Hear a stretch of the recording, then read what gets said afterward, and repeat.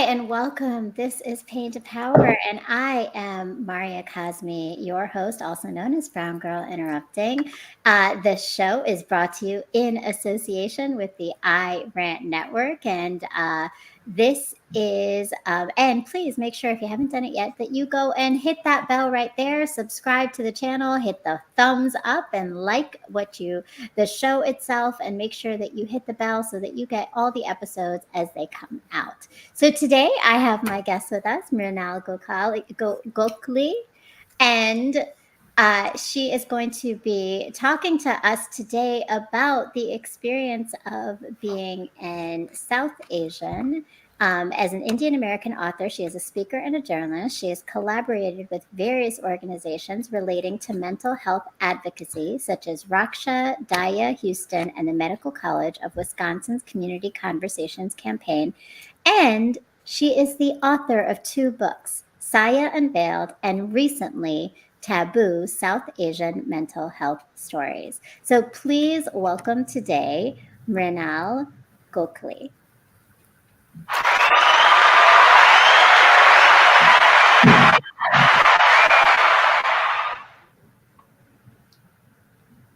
Hi, Mrinal. How are you doing? Oh. Good. Thank you for having me.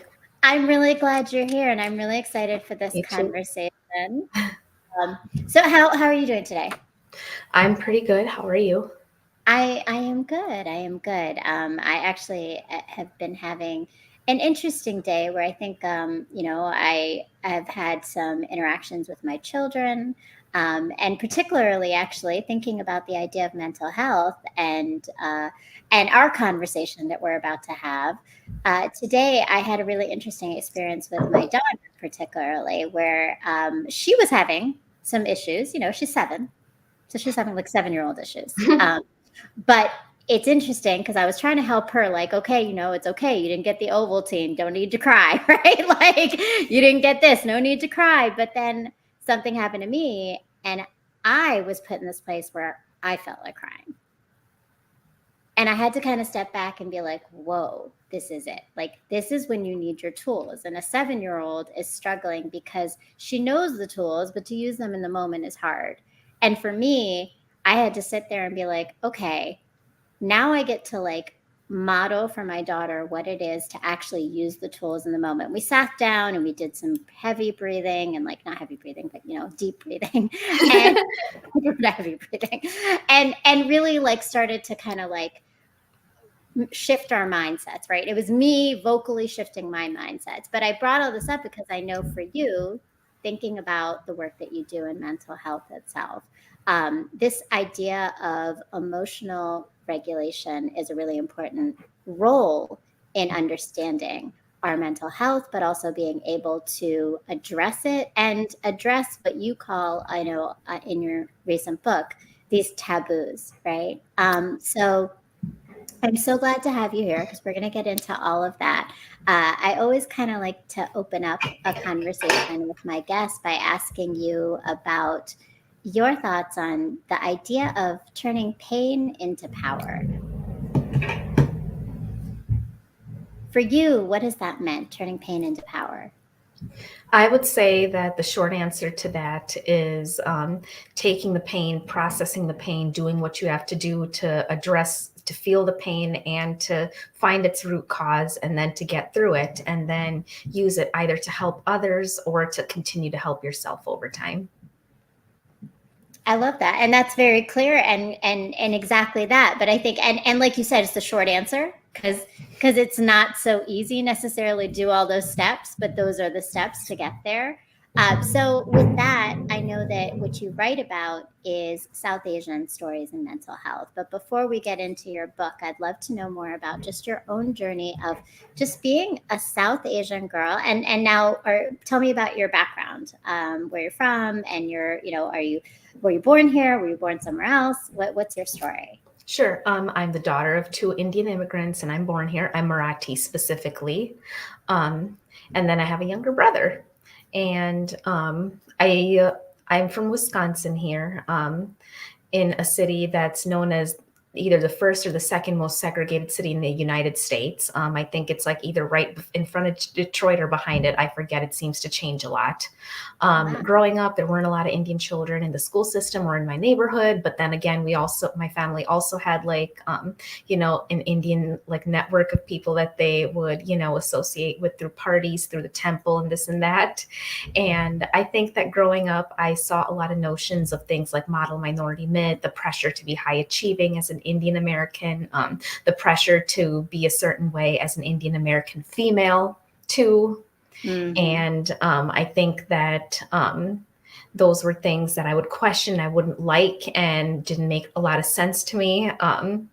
And were things I wanted to rebel against. And then by the time I became an adult, went off to college, actually made some Indian friends. I eventually discovered that, you can embrace and reject the parts of your culture you dislike and the parts that you like. Mm. And to do that balancing act of embracing both cultures.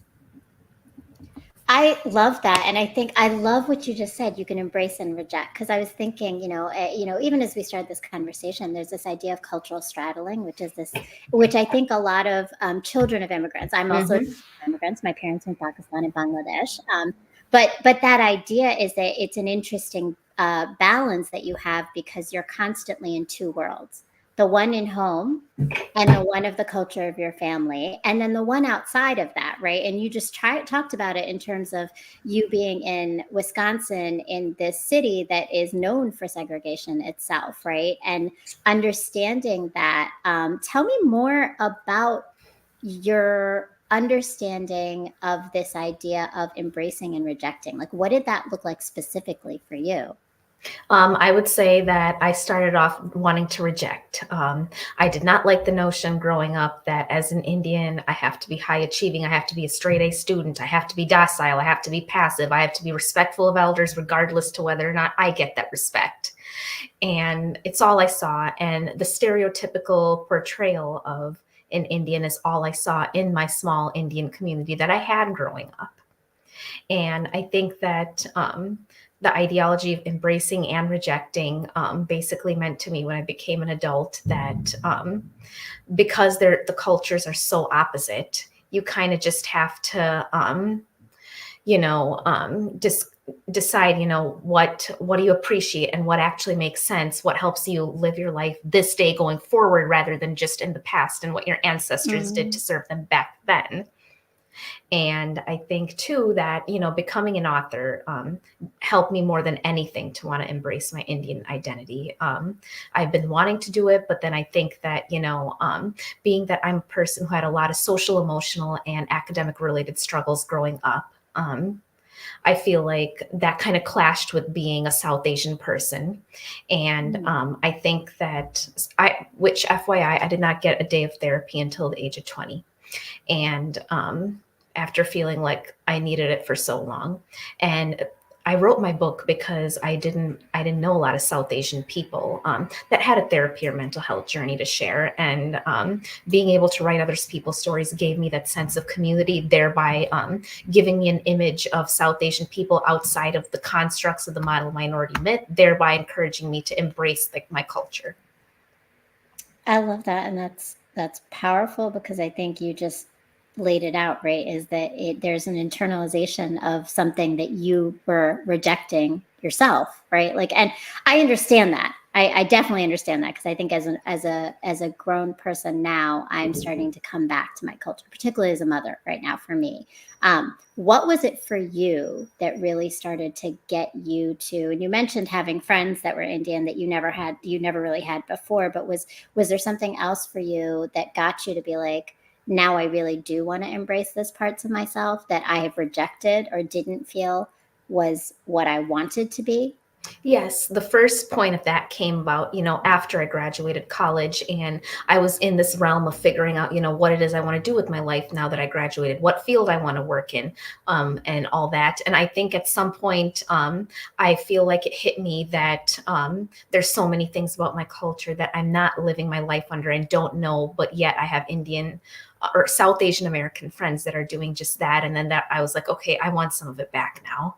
And I think that But then I would say that the second point was becoming an author that pushed me even further to embrace that, because becoming an author taught me that, being a South Asian American can coexist with struggling, with failure, with mental illness, with neurodivergence, with disability, and so many other things that you would never think possible. Yeah, no, and I appreciate that. And I think I'd love to know more about this journey of you becoming an author. I saw there was a comment, and welcome to Tennessee. Thank you for joining us. You asked, oh, can y'all explain Indian American, how it's different from Native American to Indians? That may be confusing. So, for our listeners who are not familiar or maybe unfamiliar with those two terms, so Indian American would mean, and I'm going to let you, Mrinal, because I'm not Indian American, I'm going to let you break that down for our audience. Sure. So South Asian is a subcontinent, or the part of Asia that includes the countries India, Pakistan, Maldives, Bhutan, some say Afghanistan, Nepal, and Sri Lanka. I don't know if I'm missing some more. Bangladesh, because yes, I'm that Bangladesh. too. Yeah. Yeah. So when I say I'm an Indian American, I mean that I am a person of Indian descent with parents who came from India, but I was born and raised in America. Thank you. So, and we were talking about Native Americans, we would be referring to the indigenous of America. So thanks for breaking that down. And I, so in thinking about, again, coming back to you as an author, that journey, when did it begin? So when did you start writing? When did you see yourself? Because I think, like, to go from like, this is what I do, I mean, you are a writer, you have been a writer, but at what point in your writing career or in your process did you realize that you wanted to author a book?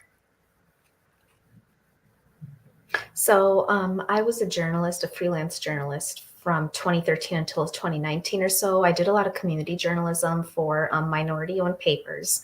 And during COVID, I did a free memoir writing class, and the instructor taught us about how to publish your work if you wanted to, and the different routes to go about doing so.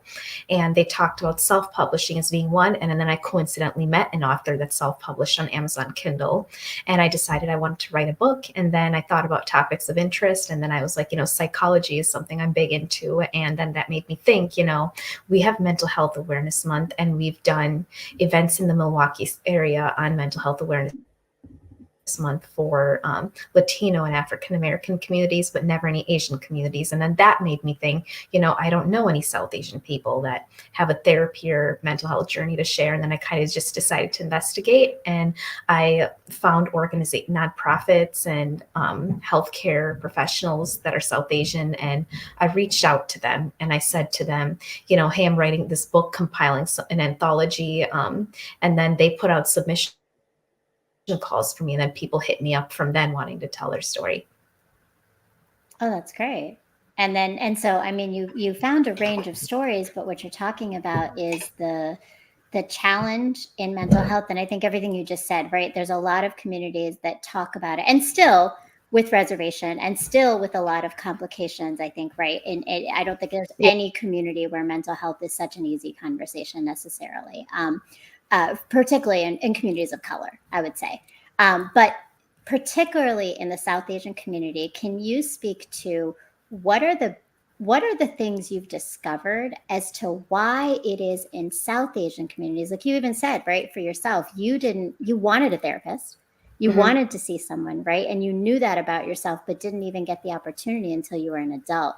So what have you learned, or what have you understood from your own research about that those narratives and that dynamic in South Asian communities when it comes to mental health? Like the stigma behind it? Yeah, what's the stigma? Where does it come from? I think that for South Asian communities, it comes back to, number one, that therapy and Western medicine is kind of a colonial concept, number one. And I think that's something that all people of color would be able to agree with.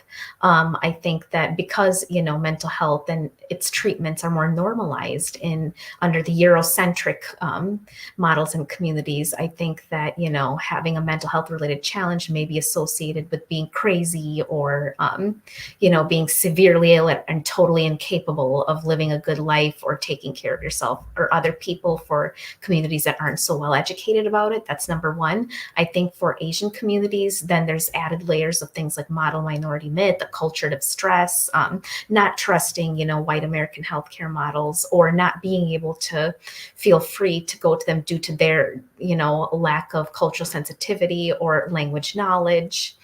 And things like feel like being perceived as a failure. There's the classic phrase "log kya kahenge" in Hindi, which means "what will people say?" Right. Right. And the ideology that you can just will yourself into being stronger or be more spiritual or practice more holistic health to be better. Right. So, I mean, I think what you did is you outlined the idea of this rejection of dominant narrative, dominant culture, but in that the challenge that, but still existing in a place where everybody still has mental health exists, whether or not you're in America or you're not in America, right? Mental health exists, Yeah. and the challenges with that are prevalent anywhere. But you also talked about specifically your understanding in terms of the model minority myth, and I'd love for you to tell us a little bit more, unpack that for us. One, just what it is, and then why in and of itself it's one of the things that you mentioned it for yourself too. Like, what is that? What's the damaging impacts of that myth itself, particularly for the South Asian community? Well, for the South Asian community. So, model minority myth, I would say in a nutshell, is the ideology that was developed many, many, many years ago by the ideology that certain communities or people are just effortlessly and unequivocally successful, and set the tone for other people of color for how they should be and how, disadvantages don't apply to them and what they should strive to be like. So, and in the context of South Asians, you'll see, I think it has to do with, how the media portrays, the Indian children winning spelling bees, or, or Indians, going to be IT professionals, lawyers, and doctors. And then, the pressure to, be better than your immigrant parents when you're over here, or the South Asian immigrant's child. And the reason that that's damaging is, again, it creates pressure. It creates the ideology that failure just doesn't exist and that you're incapable of coming out of it if you do experience it, that setbacks don't exist, that being different in any minor way, having any sort of brain difference, is a horrible notion and cannot coexist with being successful or living your best life. No, and that's very important to understand that. Thank you for breaking it down itself. And I think what you did again is you connected that, I mean, there's a lot of harm to that. And it becomes now a belief that we have about ourselves, but also that others are perceiving us to be. And that connection between, like it definitely was created to divide people of color and to create this myth that there are better groups of individuals who have some innate way of being successful, right? Which I've seen is damaging itself. And you talked about that with your own story, but in your first book, which you said you wrote during COVID after taking your memoir class, Saya Unveiled, is that where you started to unpack more of the model minority myth through the stories? I already knew what it was before then, but I would say that, through the stories, there was a lot of people that certainly expressed frustration with it and how they felt that it was limiting to them. Is there anything like that you would say in terms of the South Asian community that starts to counter that, or any tools that you've learned through the storytelling, through capturing other stories, that has helped them overcome that narrative and create more of a counter narrative? I would say that for me, writing the book helped me counter the narrative and thereby made me appreciate my Indian identity more. And I would say that they probably feel, a similar way. And I think that, a lot of them may report things like, I, just did what was set up for me, so to speak, when I first became an adult or when I was a teenager. And then I realized that it wasn't working for me and it was taking, a toll to my psyche, which is when I started to question it and decided, maybe the things my parents or my community taught me about the world or what I should be doesn't make sense anymore, and strive to be different. Yeah. Okay. And so in your strive to be different, in knowing and understanding yourself, what had changed, like what changed for you? What shifted in your understanding of yourself that helped you? Because, you know, we talk about this idea and this journey of pain to power, which is the goal of this conversation, these shows for me. It sounds like that was your power, right? That was Yes. you finding your voice, finding your power, finding yourself again as a South Asian who you were proud of, right? Who you Yes. wanted to embrace, right? How did that change you as a person in the way that you saw yourself, but also like even perceiving, you know, just anything? Like how did that impact you? I think that writing the book impacted me in terms of giving me a sense of camaraderie and community.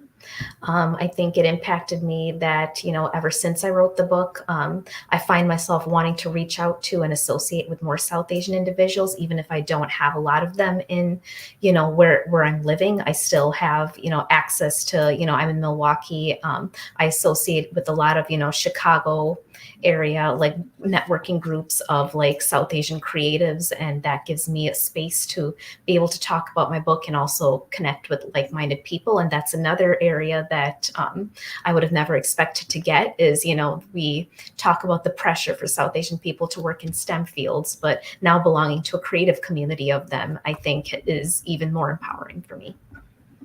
I love that. And I think, again, like you're clearly, you know, breaking that model minority myth by this idea that there is only one way of being or one way that you see South Asians to be.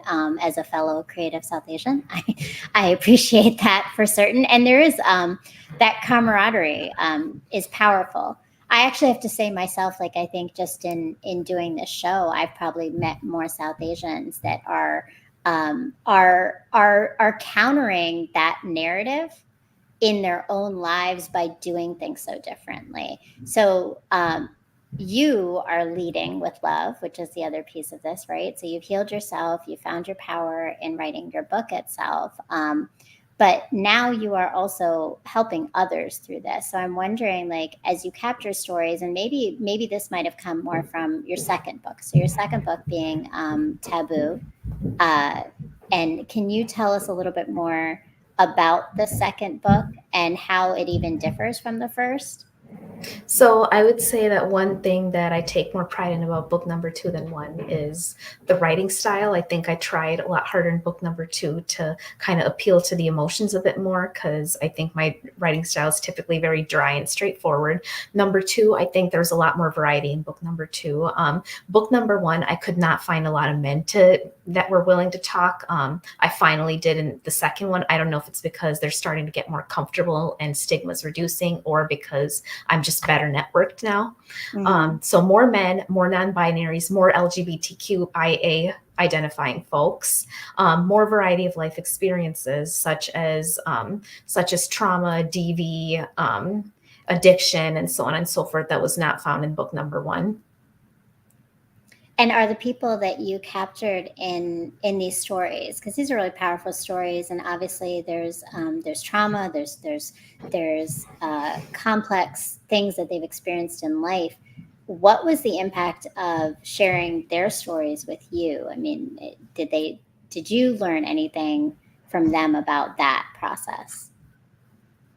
I think that in general, I would struggle to approach things in a sensitive manner. And I think that that was a challenge that this presented in comparison to book number one, where I was, you know, dealing with much heavier subject matter and people were opening up more. So I would say the interviewing process was slightly challenging, but, you know, I did get through it ultimately.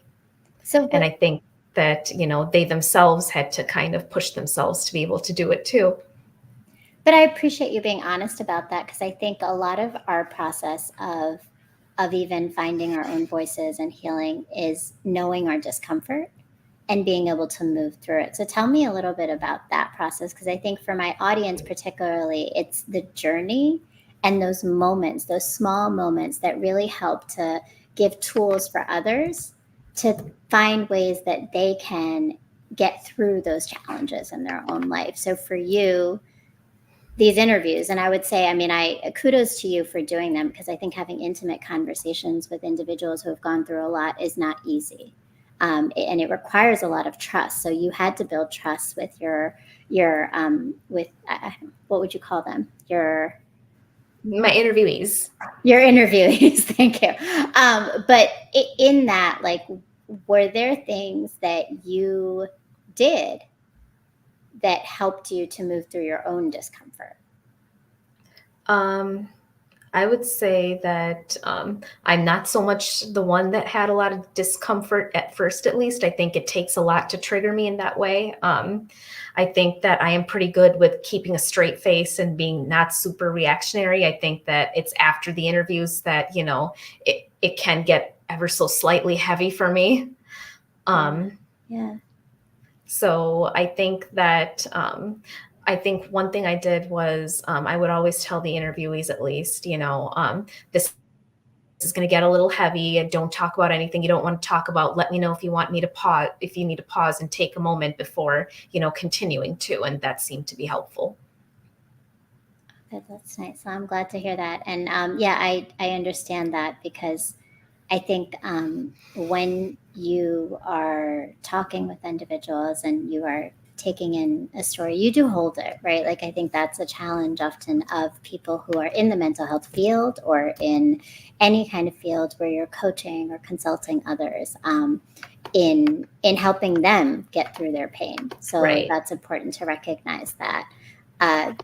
And so um, I'm wondering also, like, just, you've written this book, and it does touch on a lot of things that, and I know we've talked about the fact that there's a lot of South Asian communities that are starting to open up to this, but then there are still a lot of people who don't believe that this is important. Have you gotten pushback, or do you get pushback from anyone in sharing stories that, like you said, right? There's conversations that we keep at home.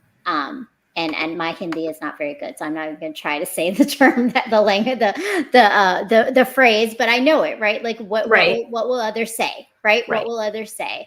Um, what has come up, or has anything come up in you writing a book that pushes that a lot, right?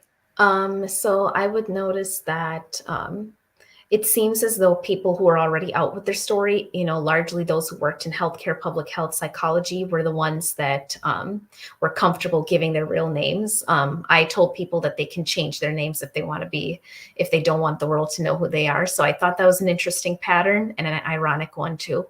I would Mm. say that I was concerned, at first about what people, because my parents told, friends and family members about it to get me more sales. And I was worried about pushback or negative comments I might get from them, but actually I was pleasantly surprised to see a lot of people responded very positively and were like, I wish I read this when I was younger. I wish I read this when my children were younger, and this and that. So that was nice. I think that shows that it's promoting intergenerational healing. I did get, one or two that said something along the lines of, your frustration and empathy as a parent.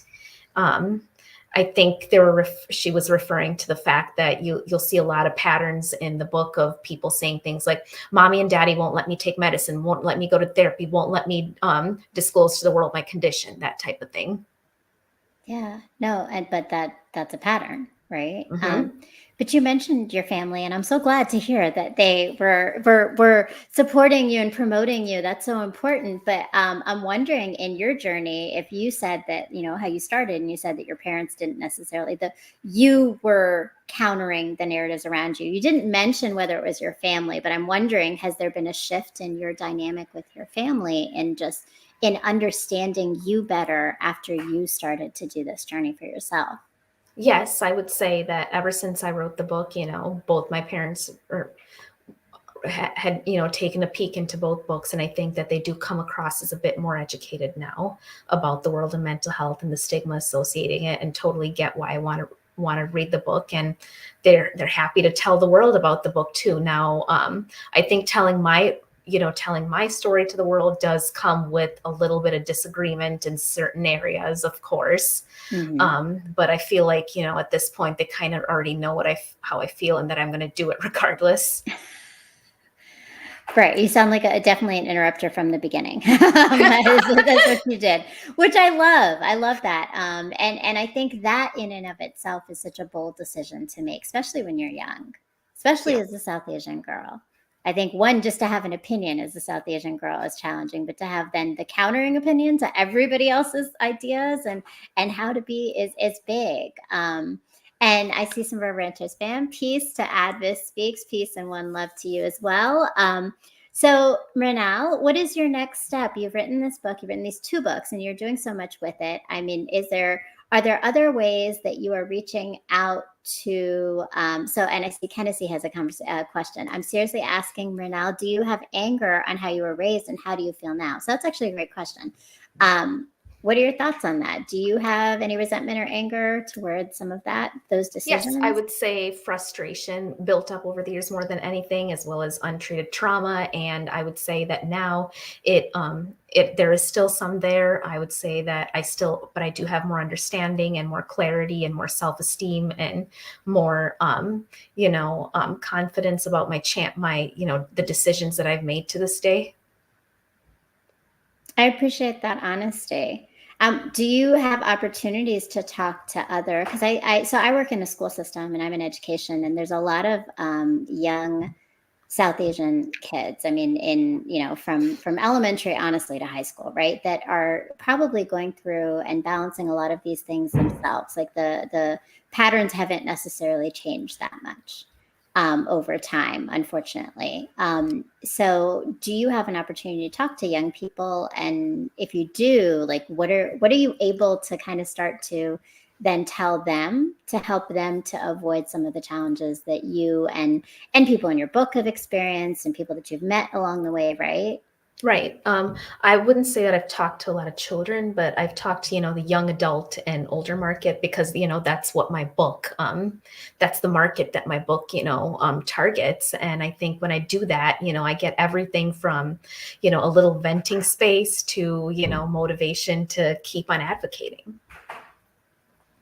I love that. And that's powerful. And I'm glad to hear that you create that, because I think even just what I've learned is that kids seeing themselves and seeing the truth of what they can talk about, I think it gives people permission. Permission is so big, right? To allow someone to have that opportunity. So what's next for you? I would say that at this moment, I'm working on continuing to put out, to market my second book, AKA my latest one, and looking for more in-person type of signings and events around it. Now that, we're in a space where it's considered safe to be able to do that, finally. Yeah. So both books came out during, or were starting to be created during COVID time. I know the first one was definitely COVID. Was that more challenging during the second one as well? Book number 1, I only wrote in 4 months because I was trapped in the house. Book number 2 took a solid year, and it's almost a year old now. Okay. All right. And Adva says, I think I saw a comment there.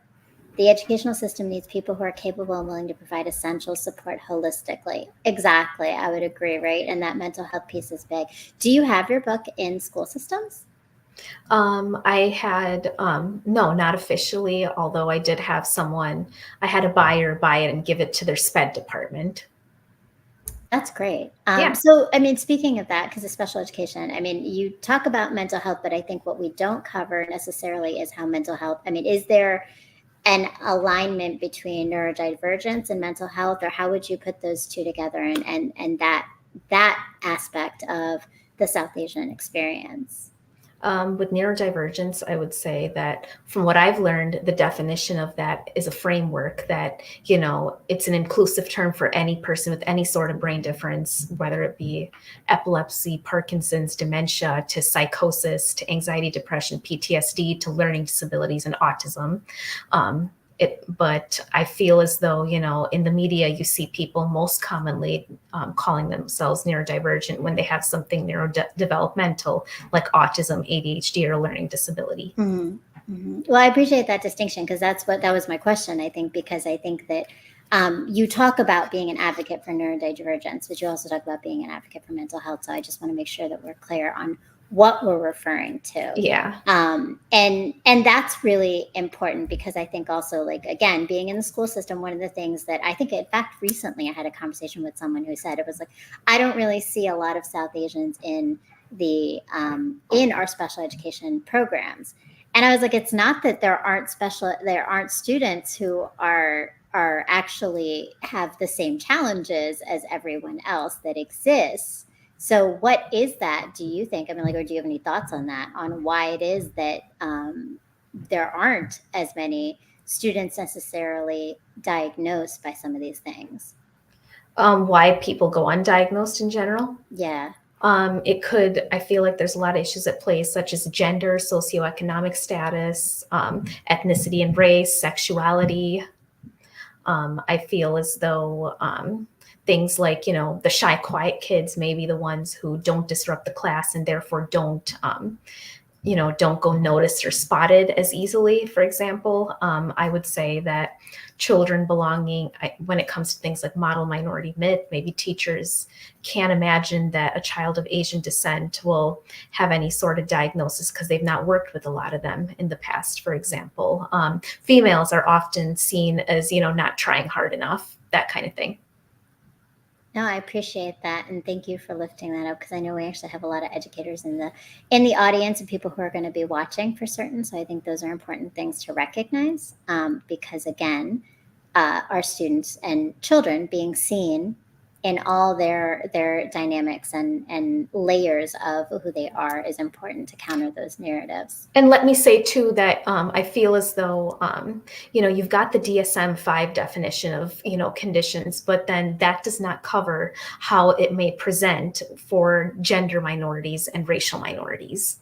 And for example, what I mean by that is teachers may be so quick to tell a kid that's bouncing off the walls and disrupting the class, get them on Ritalin or they're not allowed back. They're disrupting me. But what about that girl, that shy, quiet girl that looks at the board, to make it seem as though she's paying attention, but cannot silence her thoughts in her brain to save her life and has to study for 4 hours to earn a B minus, whereas her peers only have to study for 2, or the one that's willing to stay up all night, every night just to earn straight A's when their peers don't have to do that. Yeah. No, and that's really important though, right? Because how it shows up is different. And if we don't understand that students may still be struggling, even if it's not looking the same as what we think a struggle is. And that's a lot of the importance of counter narratives for us to understand all individuals, because I don't think it's just students. I would imagine maybe people are working with individuals, right, Right. that are struggling with that. You may have a coworker right now as you're talking to us or you're listening to us, right? Like there's someone who's a neighbor or a friend or a family member, right? And you're missing possibly something to be able to support them better, to understand them better, and there might be miscommunication, and how that can definitely impact relationships. Yeah. So I really appreciate all your time and sharing. I think I saw a few more comments. I just want to make sure we honor them before we head out today. Kenzie says, how hard was it for you to write the book, and did you get negative reactions? I would say that book number 2 was, once I got in focus mode, I just cranked away at it, which is why it only took 4 months. Book number 2, for the second book, though, I would say it took a year because, I was working full time. COVID was ending. People were back in the real world. And that's why it took longer. And I had to kind of, I put more into it, so to speak, too, when it came to things like the writing style and spending more time in editing. And yeah, I got few to no negative reactions. People have only been telling me at least the positive stuff. I love that. And I mean, kudos to you. I think even 1 year for a book, I mean, I've never written a book, but I know I've talked And to I'm different people. self-published, though, which That's a is why it lot. took less time. I mean, that's not a lot. So I say, I mean, that's actually really impressive to have gotten it done. Advis says teaching knowledge of self in the school system is non-existent. So I would hope that it's not non-existent, but yes, I agree, Advis. Like, it definitely needs to be more prevalent, more present, and more consistent across the board. And Kennedy says, I have kids like that in my family. You just have to learn how they learn, even adults. That's for certain, right? We have to understand each other. And that's the important thing. I mean, that's really honestly part of why I created this show. It's because it's creating the humanity in all of our stories. And I know that's why you wrote your book, right? It's to elevate the humanity of dynamic stories in the South Asian community, and particularly in mental health, which I really appreciate. And definitely go and buy the book. Make sure that you go and check it out. And I think we have it here. There we go. Taboo South Asian Mental Health Stories. So please make sure that you check it out. That's on Amazon. All the links are below as well. You can follow Mrinal on Instagram, as well as she has quite a lot of published pieces that talk about your story as well as mental health in general. Those links are down here as well. Make sure that if you haven't done it yet, that you subscribe, hit the bell, and hit the like button, share a comment just about anything that stood out to you from our conversation. So any final thoughts, Mrinal, for us as we close out today on just your journey, on just what you've done a lot, right? And here you are. Like, did you imagine yourself, like, if you think about yourself and you just described a young girl, and I'm just wondering, the girl that you described that might have been missed by teachers, was that kind of similar to anything that you felt in the classroom? Yes, I had, as I mentioned, a lot of academic and social emotional learning challenges growing up. I was a shy, quiet kid, and year after year, I would get in trouble in school for things like missing directions, not following instructions. I wouldn't hand in homework on time unless one of my parents sat in the same room as me, making sure it got done. I had an uneven talent profile where I was real good at some subjects, but wasn't in others. However, I have two parents with master's degrees plus that were able to kind of work with me in those areas, which I think is something that made it appear as though I just have to try harder. Well, but those are all challenges that it sounds like impacted you then, and you've Yes. definitely overcome them, though. Yes. You've overcome a lot of them. So sitting here today, how do you feel just about this journey that you've had from that girl in the classroom who's struggling with all these things to now being this woman who has written 2 books? You now speak with so many other people. You have this community of creatives that you're a part of. Like, what is that for you now? I feel as though I went from surviving to thriving. And it's something I would have never saw myself doing, even as a college girl. I never really sought out to write a book when I graduated college, even though I'm into writing. But I feel as though I'm kind of living out my childhood dream in some way now. That's a beautiful thing, and I'm really glad for you, and I'm glad that that we had the opportunity to hear about it and get to know more about your story.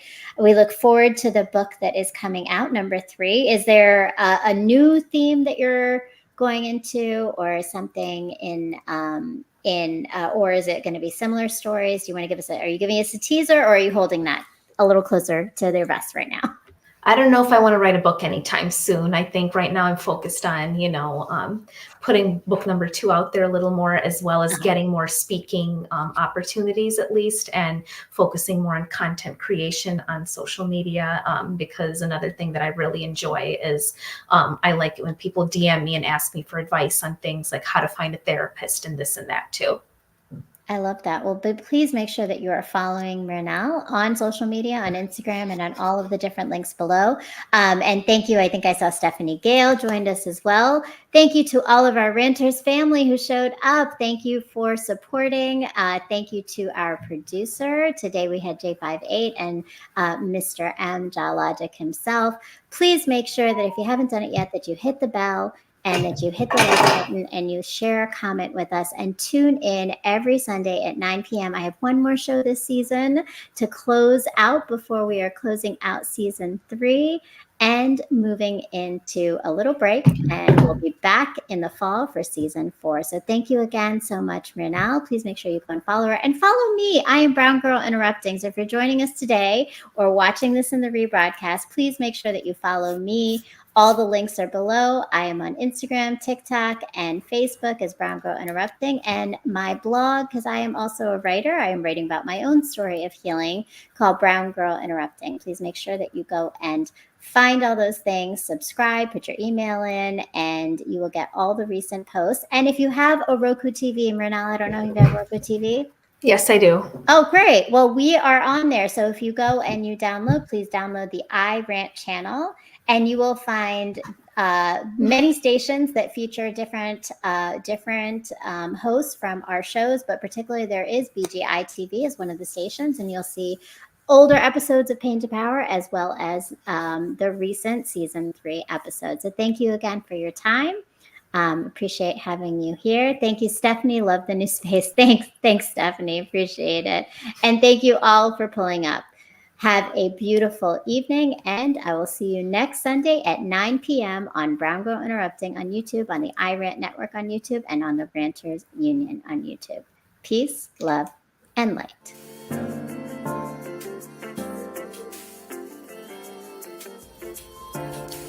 My world has slowly crumbled around me countless times, and every time I rebuild with the pieces I've been given to birth something so transformational and beautiful that no one else knew might exist before it was shown to them.